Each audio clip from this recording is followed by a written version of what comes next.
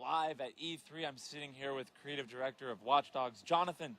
John, tell me about this game, dude. This is like one of the most anticipated titles out there right now.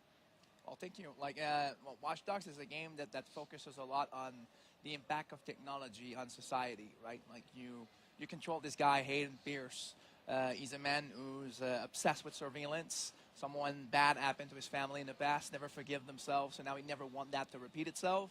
So he decided to monitor his family 24/7, making sure nothing happens to them, without telling them, because there's tension in the family right now. You know, like they feel like he's overly protective and that kind of stuff. So when you start the game, like you start monitoring a single house, and then afterwards, it's gonna start progressively grow as problems start hitting Hayden again. Like, so he's gonna start monitoring an entire district, and then it's gonna go to an entire city, and then all sort of things gonna start happening to him, like pushing him to vengeance and becoming a modern vigilante along the way. You guys have really captured the imagination of a lot of people with, especially calling him a modern day vigilante. At the same time, a modern day superhero.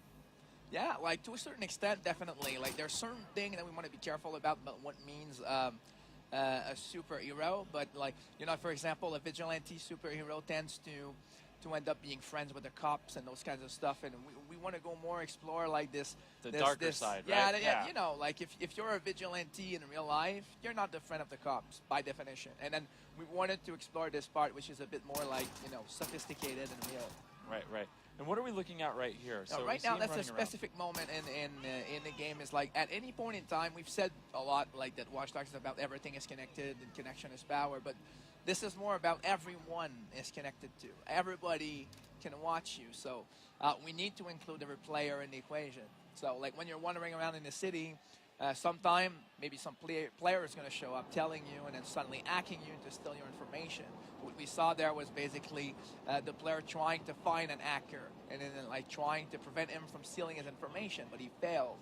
So in that new video, like the player decided to choose the grid, to open the grid and find out that guy, to retaliate and go and hack him back afterwards. So we have this cycle going on where as part of the activity you can do in a free roaming, include sometime activities that will merge you dynamically with another player without you realizing it. So it goes to the point that in playtest, when player plays, they don't even realize it's a player. So it's very organically implemented. That's very ambitious because you guys are connecting so many different levels of gameplay, right? And it's not just sitting at home on your console, it's everywhere, right? And like, so when you guys started to develop this, how much went into that?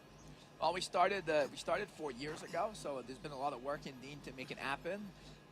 When we start to talk about it, we realized that pretty much everything was either run by a computer or connected in some way. So to start suggesting that the player can use cameras everywhere, like do all of those sort of things, like was really refreshing for us. So we made sure that we supported all of that. And there's also a little side thing that's interesting about hackers is that you have those really young guys who are very smart and understand computers. They go on YouTube, they do crazy stuff. They hack a little thing like a digital board. They put some message in it. They think it's cool, and then they show that. We wanted to have that layer too. So not only you can control everything from a gameplay standpoint, but you can also do fun stuff, like which is cool to do in an open world, like wandering around in the street, like seeing a Wi-Fi speaker that throws a music you don't like, you hack it, you upload something that you like better. Those kinds of stuff are kind of funny. Yeah, that's awesome. And so it's such a living world. You guys, you could see people's stories next to them, right? Like he can read everybody's identity just by walking by them. That's crazy. How much writing went into this? Oh, a lot. But there's also, like, people need to understand it's not written like, we're not writing every character, right? Like we're creating a system. It's a gigantic database that understands what kind of person we're dynamically creating a person, and then it spawns, and then the system knows what kind of personality can fit with that, and you combine some elements. We really want to make sure we're not controlling what the result is to an extent, because it makes it a lot more open to interpretations for players. So when the player wander around and scout those people, he gets what they represent as a person and a personality. Then he can listen to the phone call that they're talking about. So what are they talking about combined to who they are creates very intriguing like combinations, and then we never know what the player will perceive out of those person. And when things get ugly and they need to interfere to help them, it gets even more interesting. You know, like what kind of person ends up like attacking what kind of person is completely dynamic and defined by the system. So afterwards, when you intervene, you feel like you should or you shouldn't intervene depending on what you intercepted there. And afterwards, when it starts going to gameplay, it's completely dynamic again, like foot chase, car chase, a bit of both, like calling your friend. They call your friends in to attack you. Then maybe the cop shows up. You're in deep shit. You ask a friend to help you out to a tablet, and all of those stuffs are very emergent in the experience. That's so incredible, and to think that all of this stuff is all happening within the Watch Dogs universe, right? All in one place. And like, how did you guys come up with this idea that you wanted to unify all of it? Why go so ambitious for this title? Well, we started. That was part of the mandate, like to create something that would recognize what game could become. So we definitely had to be ambitious. But it's also because, you know, when you start to do a new IP, first of all, it's a privilege. It's something that's rare in the industry. So you really want to make sure that you're listening to the people that works on it. Like, so you want to have like all the programmers, all the guys that are with you, like give their comment. You talk to them. You realize that everybody likes smartphones, like in the ascension it has. People are fascinated by the impact it had on our society.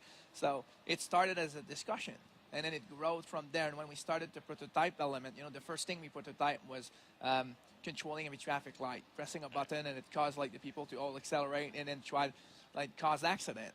And just that was very visceral. Like you press the button, like, wait a minute, can I do it to the other one that's just there? And then yes again. And then you start realizing how interesting and different it feels. So I started from that, and then afterwards we ended up with stuff like, you know, monitoring everybody, like all the system we just talked about, and people just got more and more excited as we go.